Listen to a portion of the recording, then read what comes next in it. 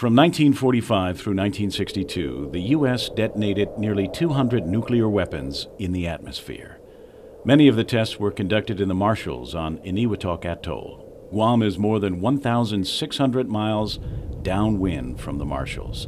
Too far away, many thought at the time, to suffer any impact or radiation exposure from the atmospheric testing. But that turned out not to be true, which became apparent when President Clinton signed an executive order back in the 90s declassifying thousands of pages of documents. Prior to that, everything was hidden, and they denied ever knowing anything, and they're saying that it was impossible for Guam to be exposed.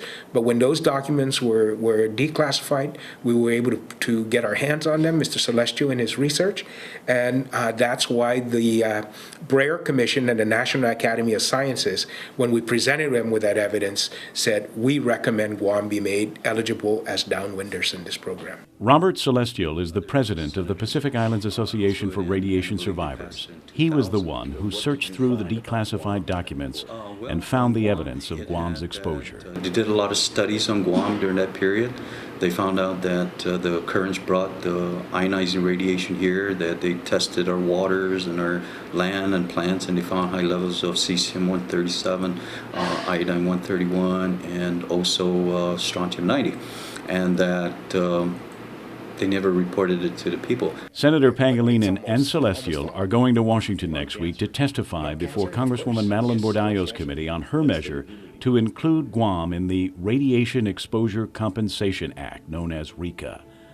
Nevada, Utah, New Mexico, and Arizona are already included. Guam is not. The Radiation Exposure Compensation Program, if brought to Guam, the Health Resource Services Administration that goes to these other states will come to Guam and probably help out with those who were, if we are included in RECA, then those that are suffering from cancer, from all these other diseases, that they can apply for compensation and health care through the Department of Justice. Is there any question in your mind that Guam's high rate of cancer is due in part, perhaps, to the radiation? I believe so. Is there a connection?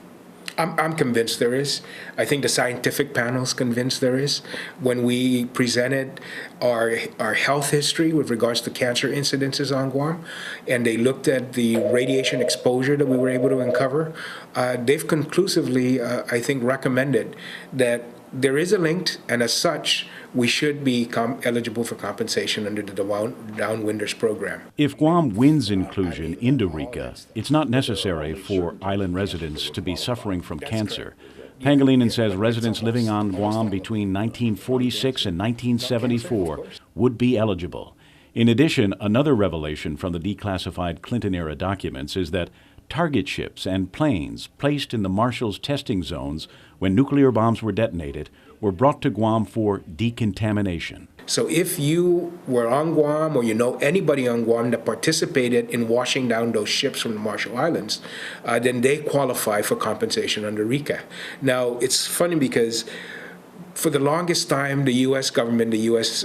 Denied that any of these ships were ever present on Guam. Celestial himself has a personal history with nuclear testing. When as a 19-year-old in the military, he was sent to Eniwetok in the wake of a nuclear test to clean up the aftermath. That huge hole that we drained all the water out, we didn't know that that was a nuclear blast. And then we cemented, rebarred it, and then we poured all the other debris in it. And we capped it, and you could go online and see it. It's called the Runit Dome. Do you know did you know at that time how dangerous it was? At that time, no. I didn't. As a matter of fact, a lot of people then, they just said, we're going to go there and do the cleanup. I really didn't know. I didn't know. But later on, I did. Kevin Kerrigan, PNC News.